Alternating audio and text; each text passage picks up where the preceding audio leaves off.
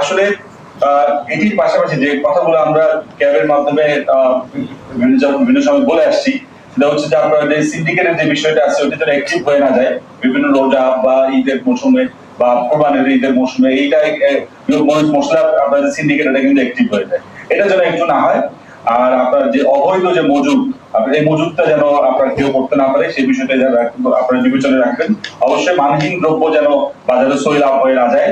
নানাভাবেই আপনার মানহীন দ্রব্য হয়তো আমরা যারা এলিট জায়গায় থাকি তারা হয়তো এগুলো দেখি না, কিন্তু লো ইনকাম মানুষের যে সকল থাকার জায়গা, যে সকল বস্তি বাসী যে সকল জায়গা, ওই সকল জায়গায় কিন্তু আপনার স্ট্যান্ডার্ডহীন মানহীন দ্রব্যগুলো কিন্তু চলে যায় এবং ওখানে আপনার কোন রকমের আপনার কোন মানের কোন বালাই থাকে না। এই বিষয়টাও যদি আপনাদের যারা ব্যবসায়ী মহলে যারা অ্যাপেক্স বডিরা আছেন, এটা যদি একটু উপর থেকে আপনারা যদি একটু মনিটরিং করেন প্রশাসনের পক্ষ থেকে, আমরা তো আছি, এটা খুবই উপকার হয় মানুষের কাছে এবং এটি আপনার বড় একটা উপহার হবে যদি চিরং থেকে এই জিনিসটা শুরু করতে পারেন। ধন্যবাদ।